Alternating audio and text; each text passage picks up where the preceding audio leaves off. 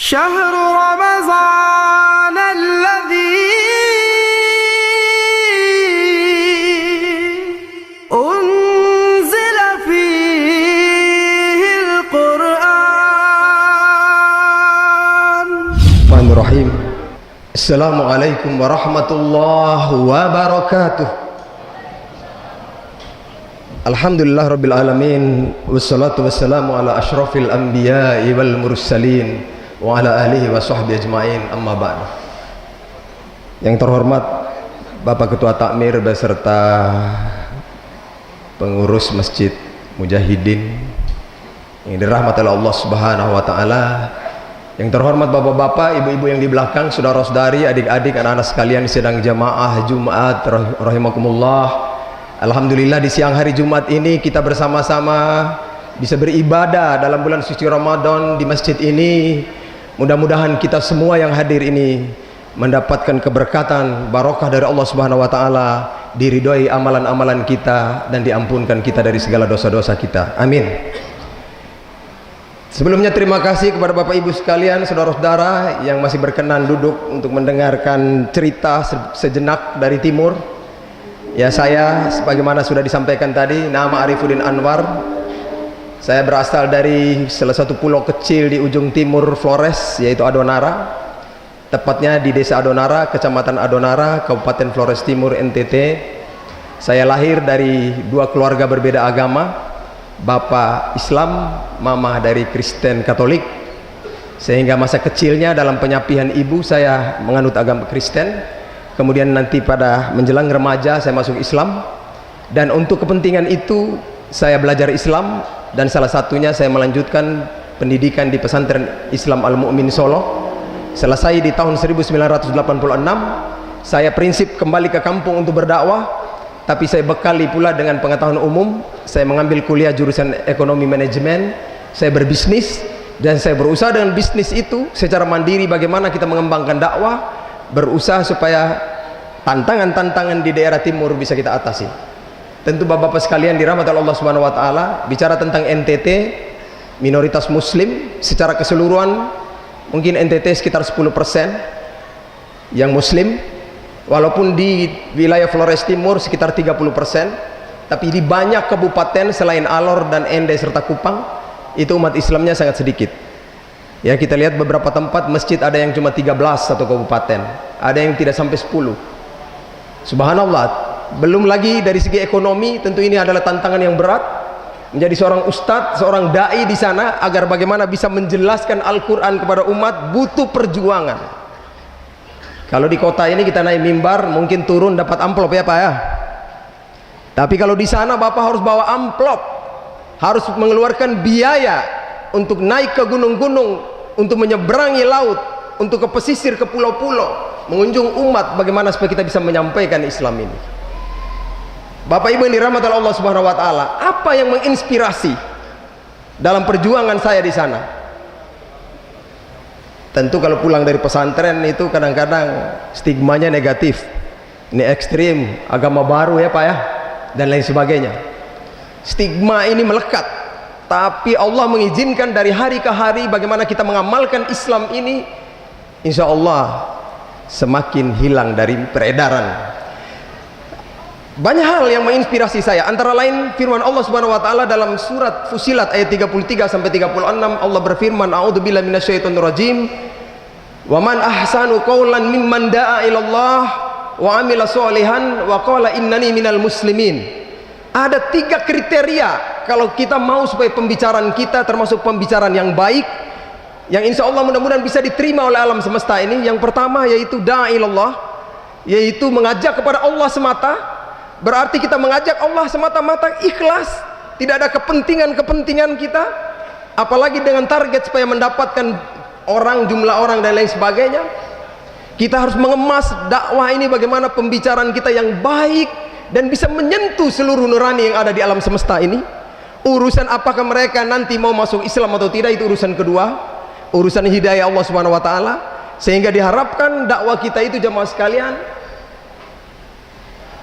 nanti suatu ketika sebagaimana apa yang dibacakan imam tadi, idza jaa nasrullahi wal fath, orang berbondong-bondong masuk Islam karena Allah, bukan karena kita. Sepakat Bapak-bapak? Maka dakwah saya tidak ada kepentingan untuk satu kelompok tertentu, tidak ada untuk kelompok A, kelompok B, kelompok C. Ketika saya ditanya waktu membangun pesantren, Ustadz aliran apa? Jawab saya, aliran cuma Islam saja. Semua yang Islam kita terima. Dan ini saya rasakan jamaah sekalian ketika berdakwah di sana. Jangankan orang muslim, non muslim atau orang Kristen pun bisa menerima apa yang kita bicarakan. Urusan dia mau merubah keyakinan adalah kembali kepada hidayah Allah Subhanahu wa taala. Yang kedua Bapak-bapak, dalam ayat itu yaitu wa amilus sholihan. Kita dai, kita ustadz tidak sekedar berbicara saja, tetapi kita harus mengikuti dengan amal soleh. Amal soleh baik yang bersifat vertikal seperti ibadah-ibadah yang ada. Tapi salah satu lagi yaitu amal soleh yang dimaksudkan adalah menebar kebajikan. A'udzubillahi minasyaitonirrajim, lan tanalul birra hatta tunfiqu mimma tuhibbun. Kamu tidak akan sampai kepada tingkat kebajikan kalau kamu belum menginfakkan harta yang paling kamu cintai. Maka jemaah sekalian, prinsip dakwah di daerah sana yang kami lakukan bersama teman-teman adalah dengan harta sendiri kita berwakaf, kita bersedekah. Bapak-bapak, ketika kami ke pulau-pulau terpencil itu, banyak kasus kita temukan di kalangan umat Islam. Antara lain banyak tempat-tempat pengajian tidak ada Al-Quran. Ini tadi khotib menganjurkan kita untuk mendalaminya, tapi Al-Quran saja tidak ada. Kapan dia bisa baca, apalagi nanti dia menelaah isi kandungannya. Saya berpikir, kenapa begini? Saya tanya gurunya, kenapa anak-anak itu bermain? Jawab mereka, Ustadz, ini kan Al-Quran cuma satu, diperbutkan oleh 10 anak ini. Maka saya berpikir, wah ini bagus ini. Kenapa antum tidak bisa beli?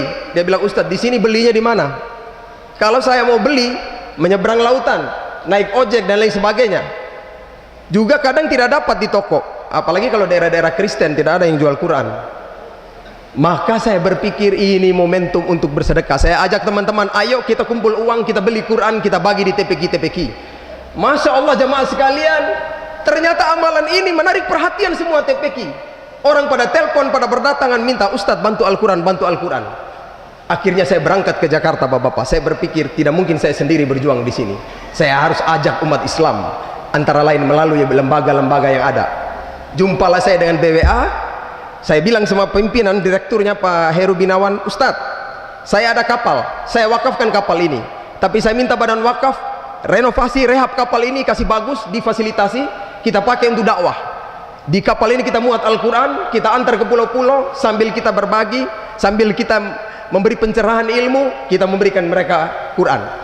Kalau bisa setiap rumah satu Quran ya. Bapak Ibu, sejak saya bergabung dengan BWA di tahun 2010 sampai hari ini sudah 700.000 Al-Quran yang kita distribusikan wilayah Indonesia Timur. Maka saya oleh BWA diangkat sebagai partner lapangan Indonesia Timur. Saya orang luar BWA, tapi saya merasakan kiprah ketika ide-ide saya menginspirasi BWA, termasuk bagaimana kita menghadirkan air bersih di daerah-daerah yang kesulitan air. Bapak-bapak bisa bayangkan air peranannya sangat penting umat Islam, untuk umat Islam. Orang tidak bisa sholat tanpa air. Kita hadirkan air di sana. Kita hadirkan Al-Quran di sana. Bapak Ibu, kemarin saya baru silaturahim dalam rangka Gebiar Ramadan ke daerah Sulawesi Tenggara. Kami mengantarkan 15.000 Al-Quran ke sana. Bupati, wakil bupati Wakatobi sampai berkata pada saya, Ustadz, kalau saya mau perkirakan kurang lebih 70% umat saya di sini ini tidak ada Al-Quran di rumahnya, Pak. Saya bilang, benar Pak, jangankan di rumah, di banyak masjid juga tidak ada Al-Quran. Saya semakin semangat, termotivasi Bapak-bapak sekalian dirahmati Allah Subhanahu wa taala. Ketika kita mengantarkan Al-Quran ini, orang berebutan Al-Quran ini. Maka kehadiran saya hari ini Bapak Ibu sekalian dirahmati Allah Subhanahu wa taala, atas nama umat Islam saya mengucapkan limpah terima kasih. Termasuk atas nama Badan Wakaf Al-Quran kami mengucapkan jazakumullah khairan katsira. Karena boleh jadi Bapak-bapak, antum semua ini termasuk para wakif yang sudah pernah memberikan wakafnya melalui Badan Wakaf Al-Quran, baik berupa proyek air bersih atau barangkali ini maupun proyek wakaf. Kalau di sana kita bikin juga proyek ketinting, Pak, untuk nelayan itu kita bantu mereka ketinting. Nah, mudah-mudahan amal-amal bapak-bapak sekalian ini mendapat ridho Allah Subhanahu wa taala dan semoga dijadikan sebagai amal jariah ya, Bapak-bapak. Bapak Ibu yang dirahmati Allah Subhanahu wa taala, tentu Al-Qur'an wakaf BWA ini cuma 100.000 loh Pak. Subhanallah. Tapi ini sudah bisa membiayai para amilnya. Ya, jadi anak-anak kita, saudara-saudara kita yang bekerja di BWA ini penting harus ada pekerja-pekerja wakaf. Tanpa adanya mereka kita tidak bisa mendapatkan informasi berwakaf. Dan memang umat Islam ini selayaknya mengeluarkan zakat, infak, sedekah, wakaf itu melalui lembaga. Jangan ada yang berpikir secara pribadi-pribadi keluarkan zakat. Ya. Abu Bakar radhiyallahu anhu pernah marah, bahkan mau memerintahkan untuk dibakar rumah orang yang tidak mau mengeluarkan zakat melalui badan amil yang ada. Ya tidak Bapak-bapak sekalian. Bagaimana kita mau membiayai para ustadz, membiayai para imam, membiayai badan syara, membiayai pengurus, membiayai perjuangan kalau tidak melalui badan amil? Sudah jelas ada bagiannya dalam badan amil. Maka subhanallah, 100.000 ini sudah bisa menghadirkan Al-Quran dengan cetakan yang seragam. Kalau BWA yang hijau ini Al-Quran terjemah, juga merah, ada merah Al-Quran mushaf. Itu Bapak sekalian sudah bisa membiayai kami juga untuk mengantarkan, membiayai dakwah kami dari kota ke kota, desa ke desa, pulau ke pulau itu Bapak sekalian. Subhanallah, Bapak Ibu, saya berpikir kenapa Al-Quran? Ini renungan saya secara sederhana saja. Kalau setiap rumah muslim ini ada Quran, insya Allah akan termotivasi dia untuk baca, terdorong dia mengajak anak-anaknya untuk belajar. Insya Allah mereka akan bisa juga membuka Al-Quran ini untuk mempelajari artinya. Kita dorong mereka untuk mendekati para ustadz untuk belajar lebih jauh lagi. Kalau sekampung itu baca Quran, sepulau baca Quran, Masya Allah, bagaimana Bapak-bapak? Akan bercahaya tidak pulau itu Bapak-bapak sekalian? Insya Allah bercahaya ya. Kalau pulau itu bercahaya, saya yakin Allah akan menjauhkan kita dari bala bencana, jemaah sekalian dirahmati Allah Subhanahu wa taala. Maka apa yang disarankan oleh khotib kita tadi, tentu itu proses. Paling tidak mulai dulu dari baca. Baca saja tidak, bagaimana kita akan mengetahui isinya? Olehnya itu jemaah sekalian dirahmati Allah Subhanahu wa taala, pada momentum kehadiran saya di siang hari ini, saya mengajak kita, mari umat Islam hari ini beraksi. Salah satu aksinya sedekah, wakaf, lebih-lebih di bulan suci Ramadan. Jangankan melalui BWA, melalui lembaga apa saja, melalui masjid ini, lembaga Islam yang lain, bukan saja untuk NTT atau Indonesia Timur, tapi di mana-mana di negeri, di bumi ini kita tanamkan wakaf-wakaf kita. Sebagaimana kalau kita pebisnis, ketika punya modal yang banyak, kita pasti berkehendak untuk menanamkan, mengekspansi bisnis kita di berbagai tempat. Betul tidak Bapak-bapak sekalian? Maka demikian pula, kalau kita ingin supaya wakaf ini akan mengalir pahalanya dari berbagai penjuru dunia, mari salurkan wakaf dalam hidup ini. Jangan menunggu kaya. Kapan ada kesempatan, ada harta, kita sudah bagi, alokasikan harta itu untuk investasi buat kehidupan kita di akhirat kelak. Baik Bapak-bapak yang dirahmati Allah Subhanahu wa taala, barangkali ini saja yang dapat saya sampaikan. Sekali lagi terima kasih banyak atas segala partisipasi antum semua. Mudah-mudahan kita bisa berjumpa lagi ya Bapak-bapak sekalian. Perjalanan saya insya Allah 24 hari saya meninggalkan kampung ini untuk keliling. Besok rencananya ke Gresik, terus ke Jabodetabek dan Batam, dan kembali ke daerah Jawa Tengah sampai tanggal 28 April baru pulang kampung Pak ya. Kemarin itu kegiatan kami antar Al-Quran 2 minggu. Pas 1 Ramadan saya di atas kapal berlayar, kapal kecil Pak, 30 tonan. Kita berlayar dari Sulawesi Tenggara ke Adonara. 2 hari saya berpuasa di kampung. Kemarin tanggal 5 saya berlayar lagi ke sini. Alhamdulillah siang hari ini bisa jumpa dengan Bapak-bapak sekalian. Mudah-mudahan perjumpaan ini menambah rezeki kita semua ya Bapak-bapak, dan juga memanjangkan usia kita semua Bapak-bapak sekalian. Jadi saya mohon doa, karena setelah lebaran ini kami akan mendistribusikan 50.000 Al-Quran NTT. Bapak-bapak, sejak 2010 itu kita mulai dengan program 1000 Quran, tambah lagi 2.000, 4.000, 10.000, 20.000, 40.000. Di 2021 100.000 Al-Quran. Alhamdulillah terhimpun 110.000 Al-Quran. Kita sudah distribusikan 60.000, tinggal 50.000. Rencana dalam bulan Mei kita akan bagikan di seluruh Nusa Tenggara Timur Bapak-bapak sekalian. Subhanallah, boleh jadi ini adalah amal wakaf Bapak. Saya cuma bisa berdoa, semoga Allah meridhoi amalan kita ini. Demikian yang dapat saya sampaikan dalam pertemuan kita di siang hari ini Bapak-bapak sekalian. Mudah-mudahan ada waktu yang lain kita bisa bersua kembali.